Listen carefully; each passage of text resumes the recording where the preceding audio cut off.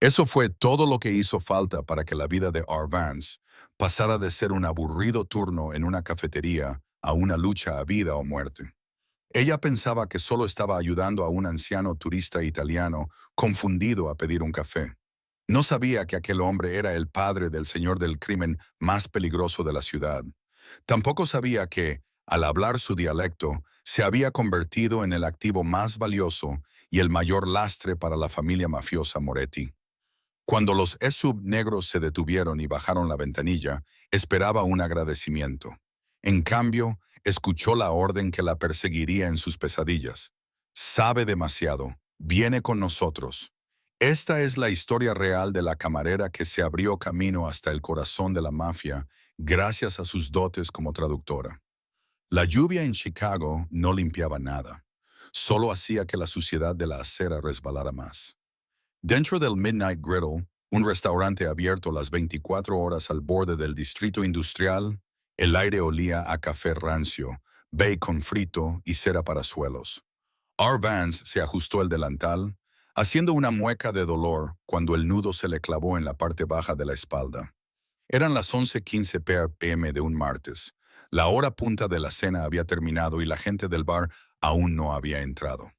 El restaurante estaba casi vacío, salvo por un camionero que comía un pastel en la barra y una figura solitaria en la mesa 4. Agra llevaba 20 minutos observando la mesa 4. Era un hombre mayor, quizá de unos 60 años, vestido con un traje que parecía caro pero gastado, como algo sacado del fondo de un armario después de una década. Tenía el pelo plateado y espeso y las manos temblorosas. Llevaba 5 minutos intentando comunicarse con Rick, el gerente nocturno, pero la paciencia de Rick era más corta que su temperamento. «Mira, amigo», gritó Rick, golpeando la mesa con un menú laminado. «No hablo español». «Vale. Café. ¿Quieres café?» «C-A-F-E». El anciano parecía angustiado. Sacudió la cabeza rápidamente, murmurando en un tono bajo y frenético. Señaló el menú, luego la ventana y luego su bolsillo. «No tengo tiempo para esto». Rick gruñó y se dio la vuelta. «Ara, ocúpate del tipo de la mesa 4. Si no pide en 2 minutos, échalo. No somos un refugio para personas sin hogar». Ar suspiró, colocándose un mechón de pelo castaño detrás de la oreja. Cogió una cafetera recién hecha y se acercó. Al acercarse, oyó claramente la voz del hombre. No era español. Ni siquiera era italiano estándar. Era un dialecto marcado y distintivo del sur profundo de Sicilia. Un dialecto que el Ara no había oído desde que su abuela falleció hace 3 años. Perú Unugu. Estoy perdido. No sé dónde estoy. Los niños. ¿Dónde están los niños? Ara se detuvo. Una ola de nostalgia la invadió, seguida inmediatamente por una punzada de precaución. Las personas que hablaban ese dialecto específico en esta parte de Chicago no solían ser turistas. Pero al ver sus manos temblorosas y el miedo genuino en sus ojos llorosos, su corazón se ablandó. Dejó la cafetera con suavidad. «Cálmate, señor Ara», dijo suavemente, deslizándose en el dialecto sin problemas. «Aquí está a salvo. ¿Necesita ayuda?» El anciano levantó la cabeza de golpe. El terror de su rostro desapareció, sustituido por una expresión de puro asombro rayano en el temor religioso. Extendió la mano y agarró la muñeca de Ara. Su agarre era sorprendentemente fuerte. «¿Hablas la lengua antigua?», preguntó con voz ronca en el mismo dialecto. «¿Quién eres? ¿Eres una de los nuestros?» «Solo soy una camarera», respondió Ara, apartando suavemente la mano del anciano. «Mi nona era de Coleón. Ella me enseñó. ¿Te has perdido? ¿Tienes algún número de teléfono al que pueda llamar?» El hombre comenzó a llorar. Metió la mano en el bolsillo de su chaqueta. Ar se tensó, esperando encontrar un arma, pero él sacó una servilleta arrugada con un número de teléfono escrito con carbón, apenas legible. «Mi hijo», susurró el anciano. «Llama a Lorenzo. Dile que el paquete está a salvo, pero que el lobo está a la puerta. Dile exactamente eso en nuestra lengua». Arra frunció el ceño. «El lobo está a la puerta. Señor, ¿le persigue alguien? ¿Llamo a la policía? ¿No hay policía?» El hombre dio un golpe en la mesa con la mano, haciendo vibrar los cubiertos. El camionero que estaba en la barra miró hacia allí. Llama a Lorenzo, por favor, o moriré esta noche. En contra de su mejor criterio, Ahara sacó su smartphone roto. Marcó el número de la servilleta. Sonó una vez. ¿Quién es?, respondió una voz. Era grave, barítona y fría como el hielo. No hubo saludo, ni vacilación, solo una exigencia de identidad. Llamo por un cliente del Midnight Griddle, balbuceó Ahara, volviendo al inglés. Un señor mayor, está angustiado, me ha dicho que llame a Lorenzo. Hubo un silencio en el otro extremo, tan profundo que se sentía pesado. ¿Lleva un traje gris con un pañuelo rojo?, preguntó la voz. Sí. ¿Tiene una cicatriz sobre la ceja izquierda? Ahara miró. Sí, manténlo allí. No dejes que se vaya. No dejes que nadie se acerque a él. Si se va, tú mueres. Si alguien lo toca, tú mueres. Clic. Ahara miró fijamente el teléfono, con la sangre helada. Miró al anciano que ahora bebía el agua que ella le había servido, temblando. Viene, susurró el Ara. Buena chica, dijo el anciano, desviando la mirada hacia la ventana. 10 minutos más tarde, el ambiente en la cafetería cambió. La lluvia exterior parecía haber cesado, o tal vez solo se había ahogado por el rugido de los motores. 3 escaleras negros subieron a la acera, bloqueando toda la fachada del restaurante. Los faros inundaron el interior, cegando a Rick, que estaba contando la caja. Oigan, no pueden aparcar ahí, gritó Rick, dirigiéndose hacia la puerta. La puerta se abrió de golpe. Rick fue empujado a un lado por un hombre enorme con gabardina. Tras él venía un hombre con un elegante traje azul marino a medida. Era joven, quizá de unos 30 años, con un rostro que podría haber aparecido en la portada de una revista si no fuera por la intensidad letal de sus ojos. Era Lorenzo, recorrió la sala con la mirada, ignorando al aterrorizado Rick y al camionero. Sus ojos se posaron en la mesa 4. Se dirigió hacia allí, flanqueado por 2 guardaespaldas. Miró al anciano y luego a... Lorenzo dijo, bajando la voz a un tono más suave, aunque su postura seguía siendo rígida. El anciano se levantó y abrazó a su hijo, llorando. Señaló con un dedo tembloroso a Ahara. Ella me salvó, Enzo. Habla el idioma. Entendió el mensaje. Lorenzo dirigió su mirada a Ahara. De cerca, era aterrador. Olía a colonia cara y aceite de armas. Sus ojos eran de un marrón oscuro y penetrante. ¿Le has traducido?, preguntó Lorenzo. Solo le he pedido un café y te he llamado, dijo Ahara, dando un paso atrás. No quería problemas.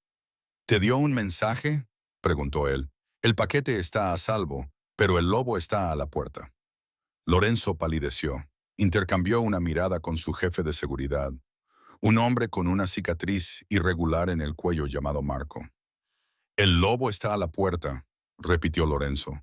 Es un código. Significa que la ubicación está comprometida. De repente, la ventana delantera del restaurante se hizo añicos. ¡Crack! Una bala pasó silbando junto a la oreja de Lorenzo y se incrustó en el asiento de la cabina. Se desató el caos. ¡Al suelo!, rugió Lorenzo, tirando a su padre al suelo. Ahara se quedó paralizada. Los guardaespaldas sacaron sus armas, pistolas automáticas que parecían demasiado grandes para un entorno civil. Se oyó otro disparo que destrozó la cafetera que ella sostenía. El café caliente le salpicó las piernas, sacándola de su trance. Se dejó caer sobre el linóleo y se arrastró detrás del mostrador. Los disparos estallaron en la calle. Los guardaespaldas respondían al fuego a través de las ventanas rotas. Era una zona de guerra. Marco, puerta trasera. Trae el coche. Lorenzo ladraba órdenes con precisión militar. Agarró a su padre por el cuello y lo arrastró hacia abajo. Entonces se detuvo. Miró a Ahara, que estaba acurrucada bajo el expositor de tartas, cubriéndose la cabeza. Miró a Marco. No podemos dejarla aquí. Jefe, ella no es nadie. Marco gritó por encima de los disparos. ¡Déjala! Ella entendió el mensaje, dijo Lorenzo, con una voz que atravesó el ruido. Ella conoce el dialecto. Y si los rusos la encuentran, la obligarán a traducir todo lo que mi padre le balbuceó antes de que llegáramos aquí. Mi padre tiene demencia, dijo Marco. Probablemente le contó cosas que no debería haberle contado. Lorenzo se movió.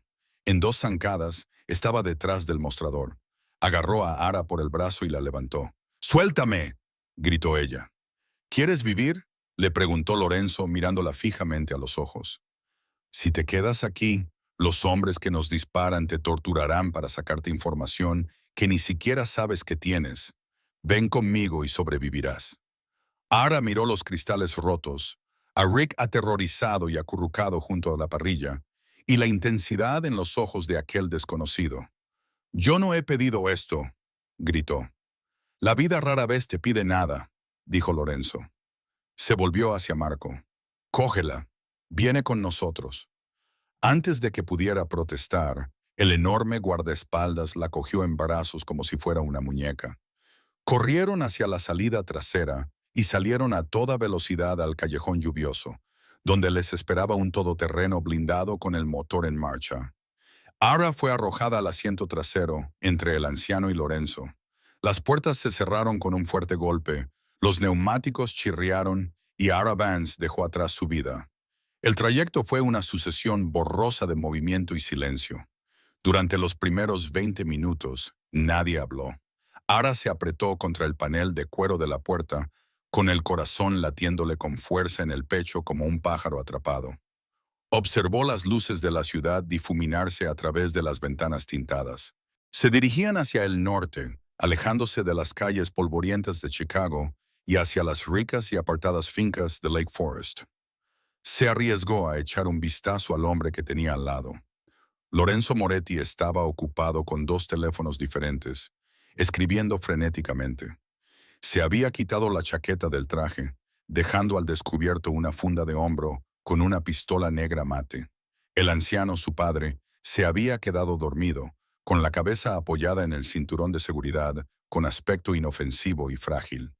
«¿A dónde me llevas?», preguntó Ara. Su voz sonaba débil, temblorosa. Lorenzo no levantó la vista del teléfono. «A un lugar seguro. Mañana por la mañana tengo turno. Mi compañera de piso se preocupará». Lorenzo finalmente se detuvo. Giró la cabeza lentamente. Las luces de la calle que pasaban iluminaban los ángulos marcados de su mandíbula. «Mañana no tienes turno, Ara Vance. Ya no tienes compañera de piso. En lo que al mundo respecta, simplemente has desaparecido. Tú sabes mi nombre. Yo lo sé todo». Arance, 24 años. Nacida en Queens, Nueva York. Se mudó a Chicago hace 2 años. Gran deuda estudiantil. Envías $300 al mes a un centro de rehabilitación en Ohio, presumiblemente para tu hermano, Jared. Ara sintió un escalofrío que no tenía nada que ver con el aire acondicionado. «¿Cómo es posible que sepas todo eso en 20 minutos? Tengo gente que es muy buena en su trabajo», dijo Lorenzo simplemente. «Y ahora tú también tienes un trabajo». «No quiero un trabajo. Quiero irme a casa». «No puedes», dijo Lorenzo, con voz desprovista de compasión, pero cargada de realidad. «Los hombres que dispararon en esa cafetería son del sindicato Bulov. Te vieron hablando con mi padre. Te vieron ayudándonos. A sus ojos eres una asociada de la familia Moretti. Si te dejo en tu apartamento, estarás muerta en menos de 1 hora, o algo peor». Ar sintió que la bilis le subía por la garganta. «Así que soy una prisionera». «Eres una invitada bajo fuerte protección», corrigió Lorenzo, «hasta que la amenaza sea neutralizada».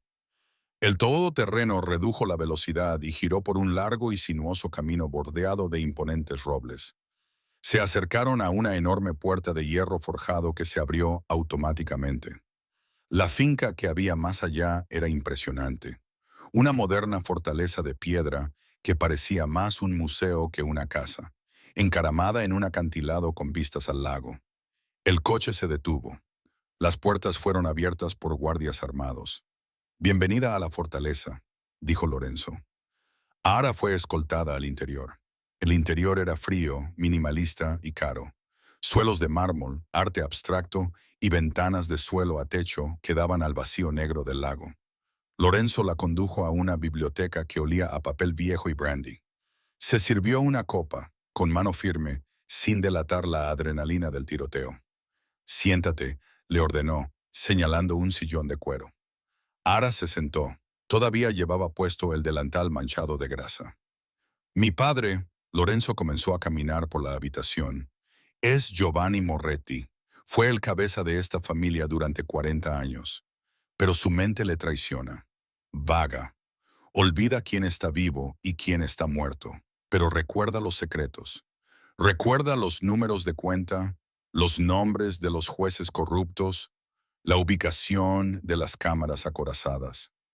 Lorenzo se detuvo frente a ella, se inclinó, colocó las manos en los brazos de su sillón y la atrapó. Esa noche llevaba consigo un mapa mental de un envío procedente de Nápoles.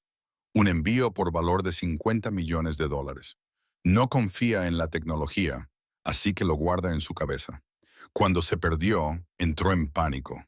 Volvió al antiguo dialecto, el siciliano de los años 50, un dialecto que ya casi nadie habla, excepto los veteranos. Los ojos de Lorenzo se clavaron en los de ella. ¿Y tú? Mi abuela me lo enseñó, susurró el Ara. Era nuestro lenguaje secreto. Bueno, ahora es mi lenguaje secreto, dijo Lorenzo. Los Bulov han interceptado nuestras comunicaciones. Tienen micrófonos en nuestros teléfonos, espías en nuestros clubes. No podemos hablar abiertamente, pero ellos no tienen a nadie que entienda el dialecto de la montaña Corleone. Para ellos es una lengua muerta. Arra se dio cuenta con horror de a dónde iba a parar todo esto. ¿Quieres que sea tu traductora? Quiero que seas mi voz, dijo Lorenzo. Mañana tengo una reunión con los jefes de las 5 familias para discutir la amenaza de los Bulov. Necesito comunicarme con mi padre para obtener los detalles del envío y necesito transmitir instrucciones a mis capitanes en Sicilia sin que los rusos entiendan una palabra del audio interceptado. ¿Y si me niego?, preguntó Ara, encontrando una chispa de valor. Lorenzo se levantó y dio un sorbo a su bebida. Se acercó a la ventana. «Borraré la deuda de tu hermano», dijo con indiferencia. Ara se quedó paralizada. «¿Qué, Jared? El centro de rehabilitación le debe dinero a un traficante local de Ohio, ¿no? Por eso envías tanto dinero en efectivo. Por eso trabajas turnos dobles en una cafetería. Puedo hacer desaparecer esa deuda con una llamada telefónica. Puedo trasladarlo al mejor centro privado del país, pagado en su totalidad».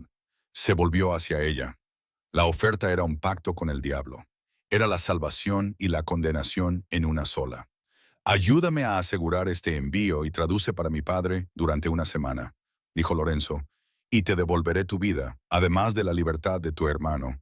O puedes salir por esa puerta ahora mismo y arriesgarte con los rusos». Aishora se miró las manos. Temblaban. Pensó en Jared luchando por desintoxicarse, aterrorizado por los traficantes. Pensó en las balas que destrozaban la ventana del restaurante.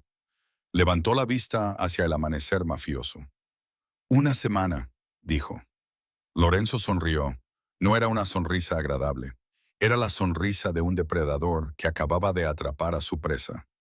«Una semana», accedió. «Llévala a su habitación y preséntale a Marco». El guardaespaldas lleno de cicatrices dio un paso adelante. «Vigila su puerta. Si intenta marcharse, rómpele las piernas. No podemos permitir que nuestra traductora se escape». Ar jadeó, pero Lorenzo ya se alejaba, marcando de nuevo su teléfono.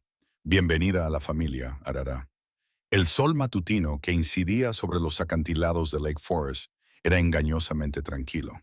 Dentro de la finca Moretti, el ambiente estaba tenso como la piel de un tambor. Ara se despertó, no por el despertador, sino por el sonido de una llave girando en la cerradura. Se incorporó al instante, apretando contra su pecho el edredón de alta densidad. La puerta se abrió y un equipo de 3 mujeres entró con percheros rodantes llenos de ropa y elegantes maletines plateados de maquillaje. No parecían dependientes. Se movían con la eficiencia de un equipo de boxes. «El señor Moretti requiere que esté lista en 45 minutos», dijo la mujer que iba delante, una morena severa con gafas. «Levántese». «¿Lista para qué?», preguntó Ara, saliendo de la cama. El pijama de seda que le habían obligado a ponerse la noche anterior le quedaba como una segunda piel que no era suya. «Para la cumbre», respondió la mujer, mientras sacaba vestidos del perchero. Debes parecer cara, silenciosa e invisible. Ponte esto. Lanzó un vestido sobre la cama. Era de un azul medianoche intenso, de corte modesto, pero confeccionado a la perfección. Susurraba dinero. 40 minutos más tarde, Ara se miró en el espejo y no se reconoció. La camarera manchada de grasa y con un moño desordenado había desaparecido. En su lugar había una mujer que parecía pertenecer a una sala de juntas en Milán. Su cabello estaba peinado con suaves ondas. Su maquillaje era sutil pero marcado, acentuando sus ojos color avellana. Parecía poderosa. Se sentía aterrorizada. Lorenzo la esperaba en el vestíbulo. Estaba hablando por teléfono de nuevo, hablando en italiano a toda velocidad, paseándose de un lado a otro. Cuando la vio bajar las escaleras, se detuvo a mitad de la frase. Bajó el teléfono lentamente. Por un segundo, la máscara del amanecer despiadado se deslizó y una apreciación masculina pura brilló en sus ojos. Desapareció tan rápido como llegó, reemplazada por su habitual actitud impasible. Adecuado, murmuró, terminando la llamada. ¿Recuerdas las reglas? Habla solo cuando te hablen. Traduce con precisión. No mires a nadie a los ojos excepto a tu padre y a ti. Ara recitó con voz firme, a pesar de sus nervios. Bien. Mi padre está en el estudio. Tenemos 10 minutos antes de salir. Necesito que averigües la ubicación del envío. Está teniendo una mala mañana. Entraron en el estudio. Giovanni Moretti estaba sentado junto a la chimenea, mirando fijamente un leño sin encender. Parecía más viejo que la noche anterior. Papá, dijo Lorenzo en voz baja, necesitamos las coordenadas. El barco llega esta noche. Giovanni levantó la vista, con los ojos nublados por la confusión. ¿Los limones? ¿Están maduros los limones, Enzo?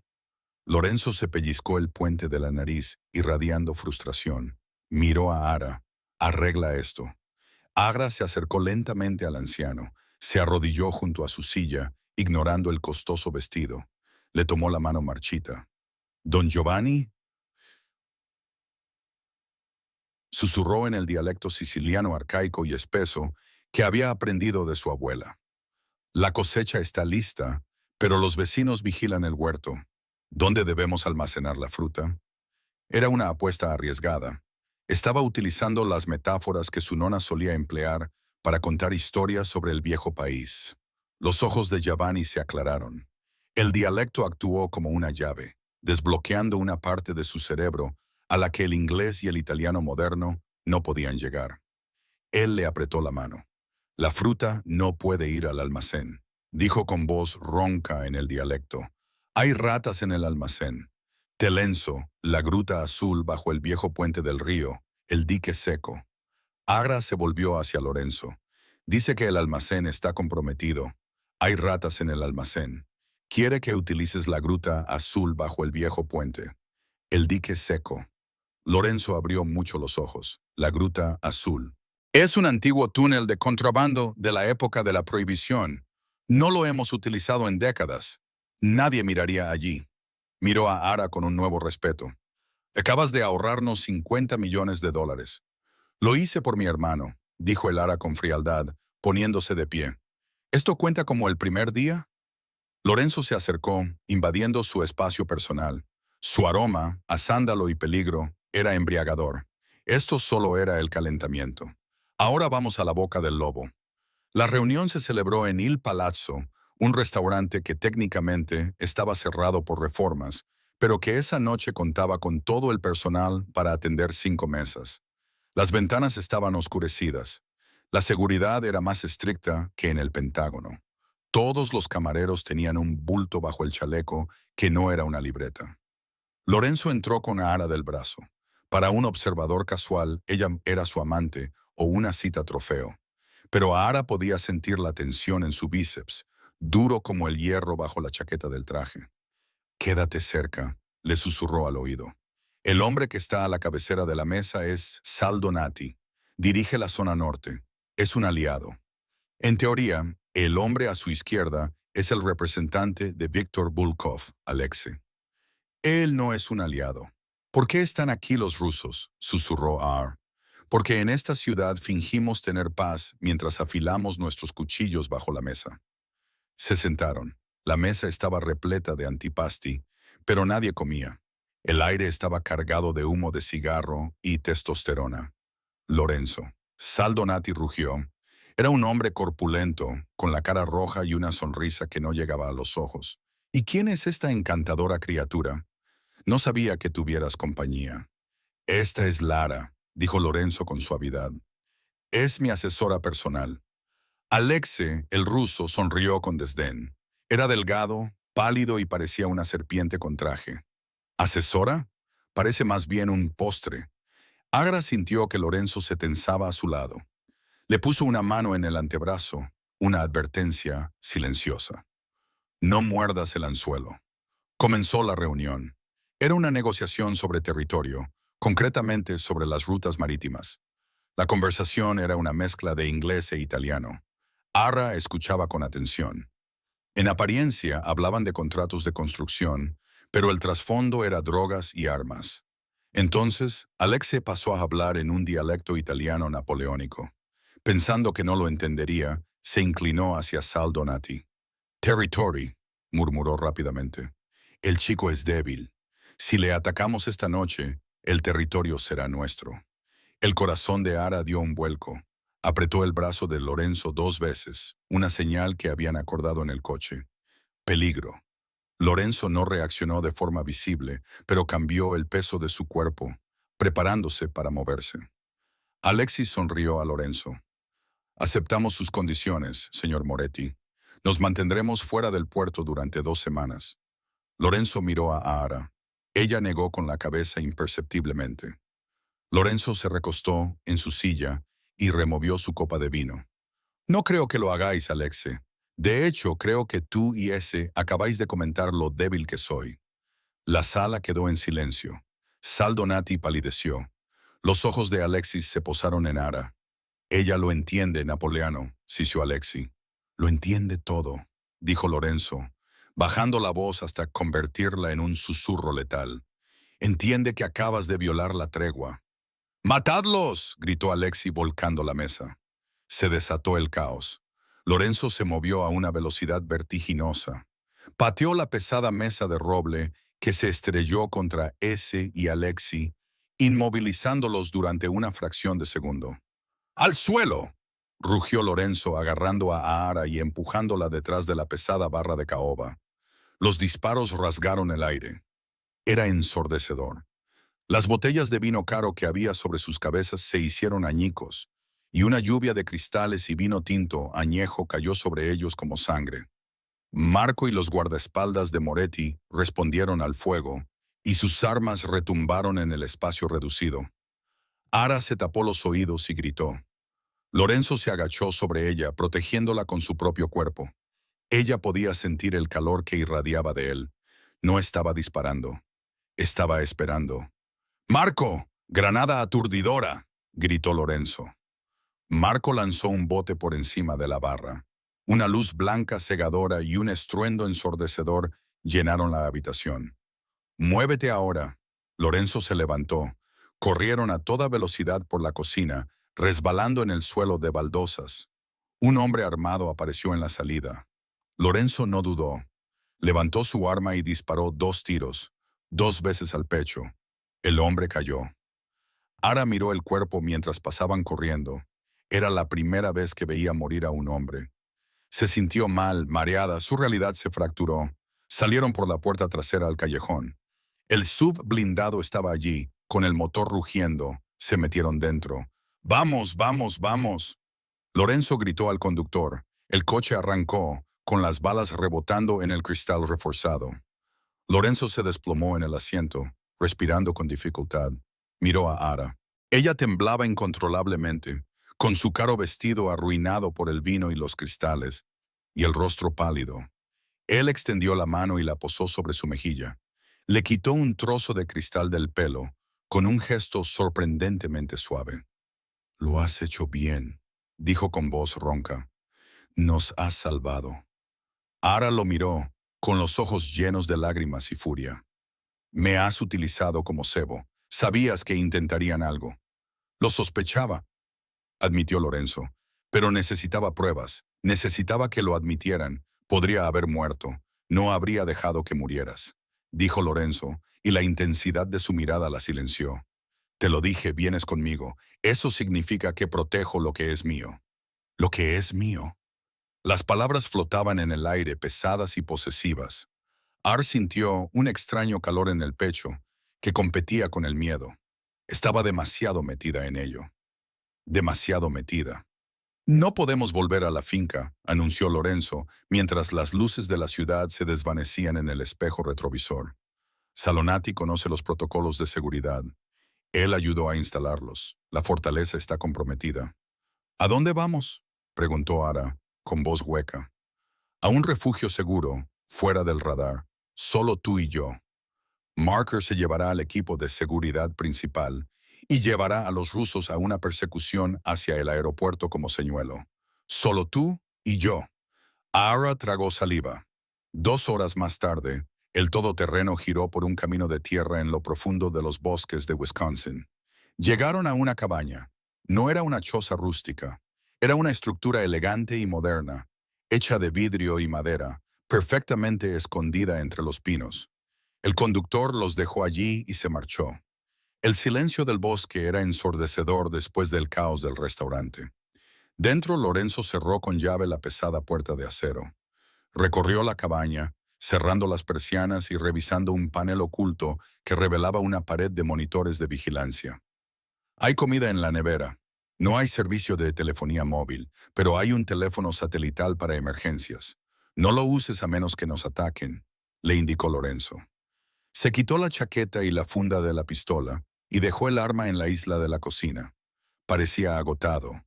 La adrenalina se estaba desvaneciendo, dejando a un hombre que llevaba el peso de un imperio sobre sus hombros. Ara lo observaba. Se estaba desabrochando la camisa, dejando al descubierto un pecho cubierto de tatuajes, algunos religiosos, otros militares. Tenía una cicatriz que le recorría las costillas. ¿Tienes hambre?, preguntó sin mirarla. No, estoy cansada. El dormitorio está a la izquierda. Yo dormiré en el sofá. Tú eres el amanecer. ¿No sueles dormir en la cama grande?, desafió Ara débilmente. Lorenzo se volvió con una media sonrisa en los labios. Soy un caballero, Ara, al contrario de lo que puedas pensar. Ara se dirigió al dormitorio. Se duchó, frotando la piel para quitarse el olor a pólvora y miedo. Encontró una camiseta grande en la cómoda y se la puso. Cuando salió, Lorenzo estaba sentado en la terraza, fumando un cigarrillo y mirando fijamente el bosque oscuro. Ella dudó, luego abrió la puerta de cristal y salió.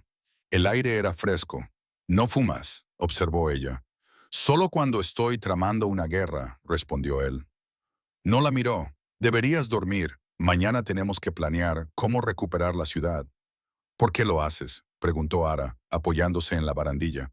«Está claro que lo odias. La violencia, la política. No eres como los demás. No eres como Alexe». Lorenzo exhaló una bocanada de humo.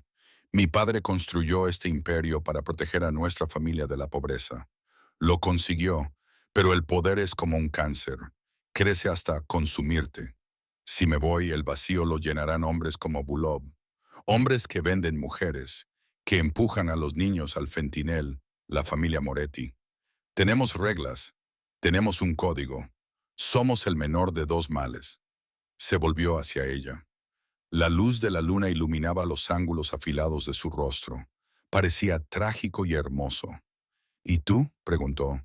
«¿Por qué te matas a trabajar por un hermano que probablemente no te lo agradecerá?» «Porque es mi familia», respondió Ara con sencillez. «Y es lo único que me queda. Le prometí a mi madre antes de morir que cuidaría de él». Lorenzo se acercó, tiró el cigarrillo por encima de la barandilla. Estaba tan cerca que ella podía sentir el calor de su cuerpo. «Lealtad», murmuró Lorenzo. «Es una moneda poco común. Tú la tienes en abundancia, Sillara». Extendió la mano, le acarició la cara y le rozó el labio inferior con el pulgar. A Ara se le cortó la respiración. Debería apartarse, debería huir, pero no lo hizo. Se inclinó hacia él. «Eres peligroso, Lorenzo», susurró ella. «Lo sé», dijo él. Bajó la mirada hacia los labios de ella. Huye, Arara.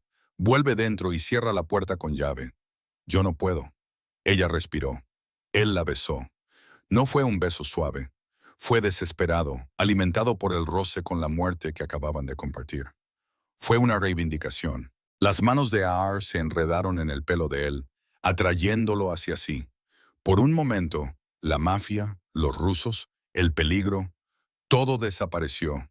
Solo existía el fuego entre ellos, pero el momento se rompió con un pitido procedente del interior de la cabaña. Lorenzo se apartó al instante, buscando con la mano la pistola que no estaba allí. Corrió hacia adentro. El teléfono satelital parpadeaba en rojo. Un mensaje de texto. Lorenzo lo cogió. Su rostro se volvió ceniciento. ¿Qué pasa?, preguntó Ara, siguiéndolo. Es de Marco, dijo Lorenzo, con voz fría como el hielo. Dice que han encontrado una filtración.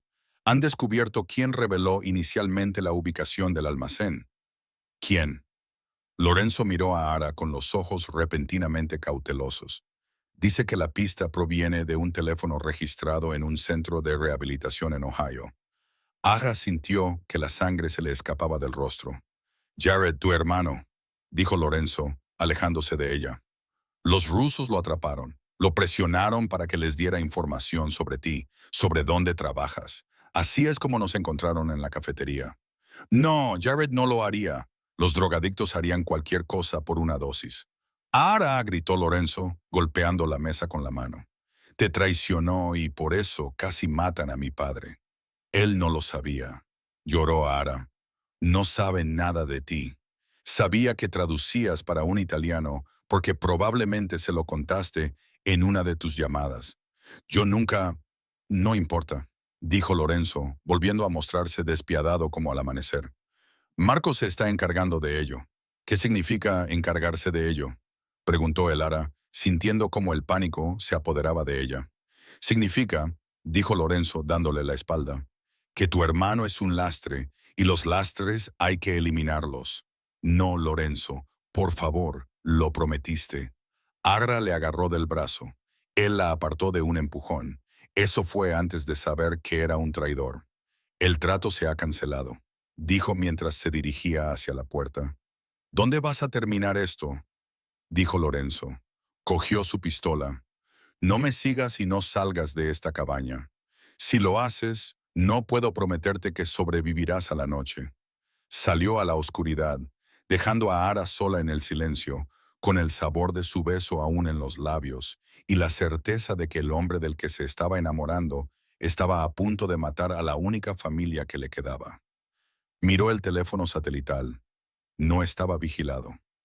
Ara tomó una decisión. No iba a ser una damisela en apuros.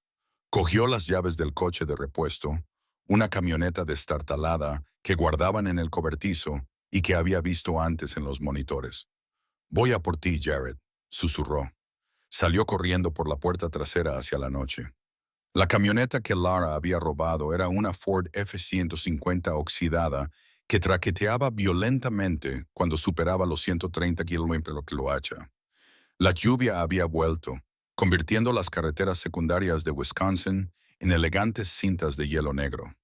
No se dirigía a Ohio. No tenía tiempo. Había comprobado las coordenadas GPS en el teléfono satelital antes de salir corriendo. La ubicación que Marco le había enviado no era un centro de rehabilitación en Ohio.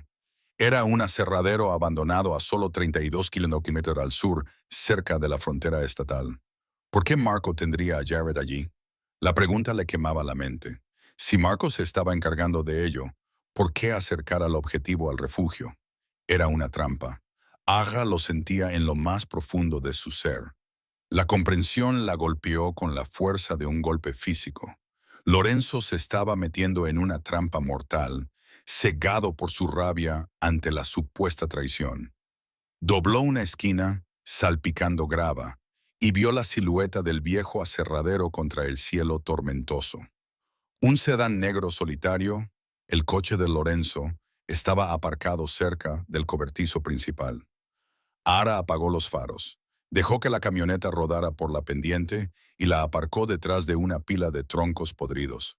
Cogió una llave de cruz de debajo del asiento, un arma patética contra las pistolas, pero pesada en su mano. Se arrastró hacia el cobertizo. El sonido de la lluvia sobre el techo de chapa ondulada enmascaraba sus pasos. A través de un hueco en las puertas correderas, los vio. El interior estaba iluminado por focos portátiles. En el centro de la habitación, un joven estaba atado a una silla, golpeado y ensangrentado. Era Jared. Parecía aterrorizado, amordazado con cinta adhesiva. De pie junto a él estaba Lorenzo, con la pistola desenfundada pero apuntando al suelo. Parecía en conflicto. «Dime a quién nos has vendido», rugió Lorenzo, con su voz resonando en las paredes metálicas. Arrancó la cinta de la boca de Jared. «No sé quiénes sois», sollozó Jared. «No vendí a nadie. Un tipo me llamó. Dijo que Ara estaba en problemas. Dijo que tenía que venir aquí si quería ayudarla». Entonces se detuvo una furgoneta y Lorenzo se quedó paralizado. «¿Te llamó un tipo?» Dijo que trabajaba con Lara. Tenía una cicatriz en el cuello. Lorenzo palideció. «¿Una cicatriz en el cuello?» «Marco», susurró Lorenzo lentamente desde las sombras de la pasarela superior. Se oyó un aplauso lento. «Chico listo», se burló una voz. Lorenzo se giró, levantando su arma, pero ya era demasiado tarde. Un potente foco lo cegó desde las pasarelas superiores. Se oyó un disparo, no para matar, sino para desarmarlo. La bala alcanzó la mano de Lorenzo, haciendo que su pistola saliera disparada por el suelo de hormigón. «¡Marco!», gritó Lorenzo, agarrándose la mano ensangrentada. «¡Sal de ahí!». Marco salió a la luz, flanqueado por 4 hombres armados con AK-47. No eran italianos, eran hombres de Bulov. «No es nada personal, jefe», dijo Marco, inclinándose sobre la barandilla con una sonrisa de satisfacción. «Pero Bulov me ofreció las rutas marítimas. Tú, tú me ofreciste honor. El honor no compra una villa para jubilarse en Capri.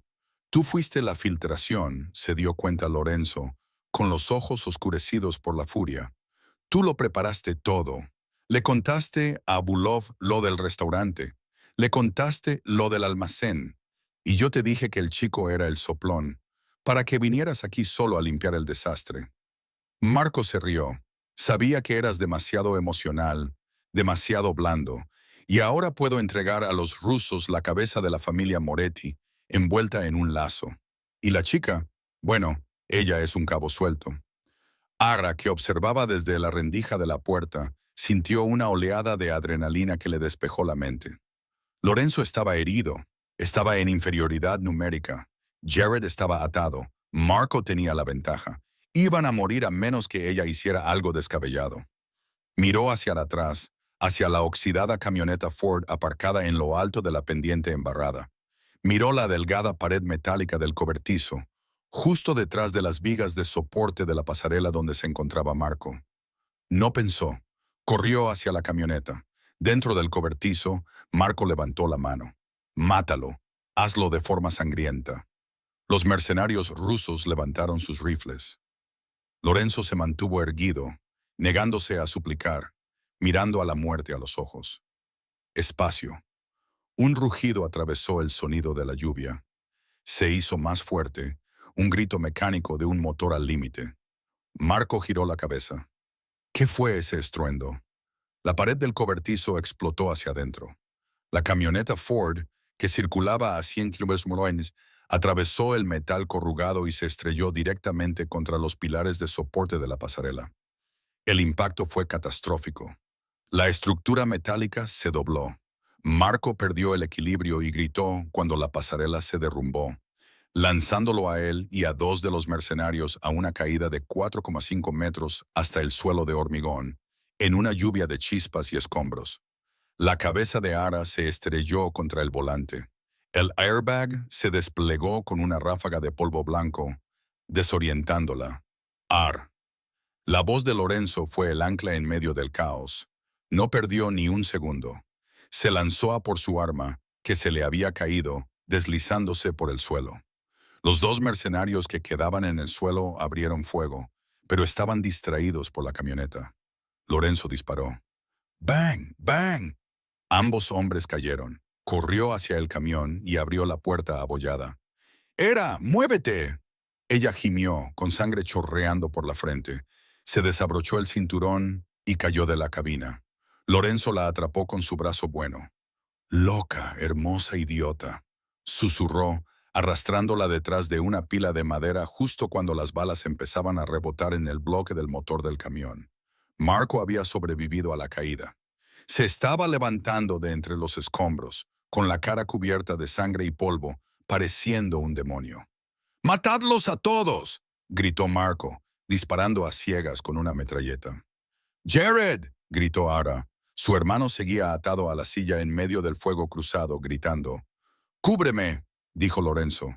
Le entregó su pistola. No sé disparar. Apunta y dispara. Mantén la cabeza de Marco agachada. Voy a rescatar a tu hermano. Lorenzo no esperó. Salió de su refugio y corrió hacia Jared. Aga empuñó la pesada pistola. Le temblaban las manos. Vio a Marco levantarse y apuntar a la espalda de Lorenzo. No, otra vez no. Él no. No se limitó a apuntar. Apuntó. Pensó en el miedo en la cafetería, en las botellas de vino rotas, en la traición. Apretó el gatillo. El arma retrocedió como una mula. La bala se desvió y golpeó un barril de metal cerca de Marco, pero fue suficiente. Marco se estremeció y se agachó. Esa fracción de segundo le dio a Lorenzo el tiempo que necesitaba. Llegó hasta Jared, cortó las cuerdas con una navaja que sacó de su bota y empujó al chico hacia la salida trasera. ¡Corre, chico! ¡Vete!, gritó Lorenzo. Jared se alejó a toda prisa. Lorenzo se volvió, pero quedó expuesto. Marco apareció de repente, con una sonrisa retorcida en el rostro. Tenía un tiro claro al pecho de Lorenzo. «Adiós, jefe».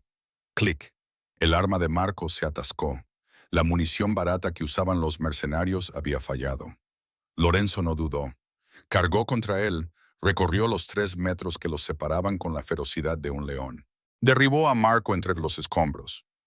Rodaron por el suelo, lanzando puñetazos. No era un duelo entre caballeros, era una pelea callejera. Marco era más grande, pero Lorenzo luchaba por algo más que dinero. Marco agarró un trozo de tubería metálica dentada y lo blandió. Lorenzo lo bloqueó con su mano herida, gruñendo de dolor, y le dio un salvaje cabezazo a Marco en la nariz. Marco se tambaleó hacia atrás, aturdido. Lorenzo le hizo una zancadilla y lo tiró de espaldas. Lorenzo se colocó sobre él, con el pecho agitado. Cogió la pistola que Marco había dejado caer.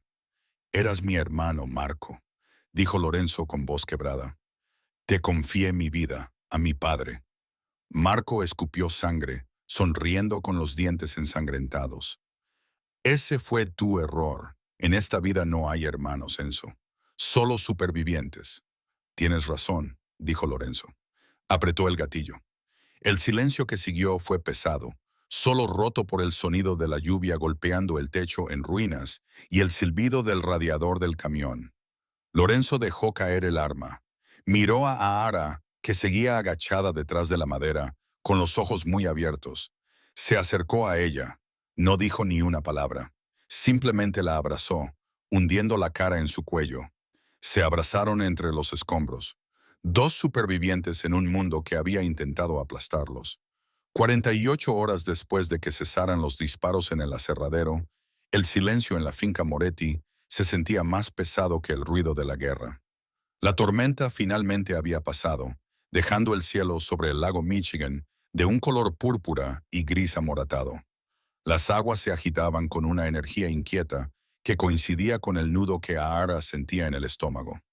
Ara se encontraba en la terraza de piedra, con vistas a los acantilados, envolviéndose con fuerza un chal de cachemira alrededor de los hombros. Las marcas físicas de la noche se estaban desvaneciendo. Le habían cosido y vendado el corte de la frente, y los moretones de los brazos se estaban volviendo de un color amarillo moteado, pero el paisaje interior de su mente había cambiado irrevocablemente. Vio como un helicóptero negro despegaba del helipuerto privado del Jardín Sur, con sus rotores cortando el aire mientras se dirigía hacia el Aeropuerto Internacional O'Hare. Llevaba a Jared. Se dirigía a una clínica privada en los Alpes suizos, un centro con muros como una fortaleza, y médicos que cobraban más por hora de lo que Ara ganaba en un año. Lorenzo lo había organizado todo con una sola llamada telefónica. La deuda había desaparecido. La amenaza había desaparecido. Jared estaba a salvo, posiblemente por primera vez en su vida, pero también había desaparecido de la vida de ella. Era una separación que no esperaba sentir tan profundamente, una ligereza que se parecía aterradoramente al vacío. Lo cuidarán bien. Una voz llegó desde detrás de ella. Ara no se sobresaltó. Había aprendido a reconocer el sonido de los pasos de Lorenzo. Pesados, deliberados, autoritarios. Se volvió para mirarlo. Lorenzo estaba de pie en la puerta acristalada abierta. Vestía un traje gris oscuro, impecable como siempre, aunque tenía el brazo izquierdo inmovilizado con un cabestrillo de seda negra. Las ojeras bajo sus ojos eran profundas, lo que delataba las noches de insomnio que había pasado limpiando el desastre que Marco había dejado atrás. Parecía un rey que había ganado la batalla, pero estaba cansado de la corona. Lo sé, dijo Ara en voz baja. Has cumplido tu palabra incluso después de todo. Lorenzo salió a la terraza y se detuvo a unos metros de ella. No acortó la distancia. Ahora había una barrera entre ellos, construida con culpa y obligación. El sindicato Volkov se ha retirado, anunció Lorenzo con voz monótona. Con Marco muerto y sus mercenarios al descubierto, las otras familias se han vuelto contra ellos. Alexei está escondido. La ciudad vuelve a ser nuestra. Así que se ha acabado, afirmó Ara. ¿Para ti? Sí. Lorenzo metió la mano en el bolsillo de la chaqueta y sacó un grueso sobre de Manila. Se lo tendió. Ara lo miró, pero no lo cogió. ¿Qué es esto? Libertad, dijo Lorenzo. Dentro hay un pasaporte con un nuevo nombre. La escritura de un apartamento en Seattle. Una cuenta bancaria con fondos suficientes para garantizar que nunca más tengas que servir otra taza de café ni traducir para un anciano asustado. Puedes marcharte esta noche. Mi chofer me espera. Aera se quedó mirando el sobre. Era la estrategia de salida. Era la vida normal con la que había fantaseado mientras raspaba chicle de debajo de las mesas del restaurante. Era seguridad. Era cordura. ¿Por qué? Preguntó, mirándolo. Dijiste que era un lastre. Luego dijiste que era un activo. Ahora simplemente me le estás dejando marchar. Lorenzo se acercó. La máscara del amanecer se deslizó para revelar al hombre que había debajo, el hombre que la había sostenido entre los restos de un camión, mientras la lluvia y la sangre los empapaban a ambos. «Porque tú no pediste esto, Aera», dijo, con la voz ronca por la emoción reprimida. «Te arrastré a mi guerra. Casi mueres por los pecados de mi familia. Soy un hombre egoísta, pero no soy un monstruo. No mantendré a un pájaro en una jaula, por mucho que me guste su canto». Dejó el sobre la barandilla de piedra que los separaba. «Tómalo. Ve a Seattle. Encuentra a un buen hombre que no tenga un precio por su cabeza. Sé feliz». Ara miró el sobre y luego las aguas oscuras y agitadas. Pensó en la cafetería, en el olor a grasa rancia, en el entumecimiento de la rutina diaria. Luego pensó en la descarga de adrenalina que sintió cuando huyó del acelerador de aquel camión. Pensó en el momento en que apretó el gatillo para salvarlo. Se dio cuenta de repente de que la camarera aterrorizada que había entrado en aquella casa 3 días antes ya no existía. Esa mujer había muerto en el aserradero. La mujer que estaba de pie en la terraza había mirado a la muerte a los ojos y no había pestañeado. Miró a Lorenzo. Vio la soledad en sus ojos, el enorme peso aislante de su poder. Vio a un hombre que necesitaba una compañera, no una dependiente. «Tienes razón», dijo a Ara lentamente. «Yo no pedí esto». Extendió la mano y cogió el sobre. Lorenzo la observó, apretando la mandíbula, preparándose para su partida. Ara dio vueltas al sobre entre sus manos, sintiendo su peso. Luego lo lanzó por encima de la barandilla. Lorenzo abrió mucho los ojos mientras el paquete caía por el acantilado, desapareciendo entre las oscuras olas. «Ara, no quiero Seattle», dijo ella, con voz cada vez más fuerte, resonando clara en el aire frío. «Y no quiero un hombre agradable. Intenté estar a salvo, Lorenzo. Estar a salvo es solo otra forma de decir esperar a morir lentamente». Se acercó a él, cruzando la barrera que él había erigido. Colocó su mano suavemente sobre la solapa de su traje, justo sobre su corazón. Podía sentirlo latir rápido, con fuerza. Dijiste que una vez que fuera contigo, iría contigo. Me dijiste que ahora formaba parte de la familia. Levantó la vista, fijando sus ojos color avellana en los de él, de color marrón oscuro. Hablo el idioma, conozco los secretos, sé dónde están enterrados los cadáveres, y yo misma puse uno de ellos allí. Ya no soy una civil, Lorenzo, soy una cómplice. Lorenzo la miró a la cara, buscando miedo, vacilación. ¿Entiendes lo que estás eligiendo? Esto no es una película, no hay créditos, solo hay vida. Es peligroso, es violento, y es para siempre. Lo sé, susurró el ara, pero la jaula solo es una prisión si quieres salir de ella. Si decides quedarte, entonces es un castillo. Una lenta llama de esperanza se encendió en los ojos de Lorenzo, sustituyendo al agotamiento. Levantó su mano buena, acariciándole la mejilla, y su pulgar trazó la línea de su mandíbula con una reverencia que normalmente reservaba para los objetos religiosos. No puedo prometerte seguridad, murmuró, con la frente apoyada en la de ella, pero puedo prometerte poder. Puedo prometerte que nadie volverá a tocarte sin darme explicaciones. No necesito que me protejas, Lorenzo. Ara suspiró, acortando la distancia entre sus labios. Necesito que gobiernes conmigo. Entonces él la besó, y no fue el beso desesperado y cargado de adrenalina de la cabaña. Fue un sello, fue una coronación, fue profundo, posesivo y definitivo. Cuando se separaron, el aire a su alrededor parecía haber cambiado. La incertidumbre había desaparecido. Lorenzo le ofreció su brazo bueno. ¿Entramos? La cena está servida. Los capos vienen a presentar sus respetos al nuevo líder. Aar se alisó el vestido y levantó la barbilla. Una fría y regia compostura se apoderó de sus rasgos. Tomó su brazo. No los hagamos esperar, dijo. Se dieron la vuelta y caminaron de regreso hacia las enormes puertas de cristal de la finca. Al entrar en el vestíbulo, los dos guardias apostados en la entrada se pusieron firmes. Esta vez no se limitaron a saludar a Lorenzo con la cabeza. Sus ojos se posaron en Eara y inclinaron la cabeza en señal de auténtico respeto. Ella no bajó la mirada. Miró directamente al corazón de la fortaleza. Vance había muerto. Larga vida a la reina. De ser una espectadora indefensa a convertirse en la reina del inframundo de Chicago, el viaje de Aara demuestra que, a veces, nuestro verdadero yo solo se revela en la línea de fuego. Ella renunció a un futuro seguro por un amor peligroso, demostrando que, para algunos, el poder es la única seguridad que importa. ¿Qué opinas de la decisión de Lara? ¿Fue valiente al quedarse o tonta al renunciar a un nuevo comienzo? Quiero conocer vuestras teorías en los comentarios. Si esta historia os ha mantenido en vilo, dadle al botón de me gusta y suscribíos para disfrutar de más emocionantes relatos de romance y peligro. Gracias por vernos y nos vemos en el próximo capítulo.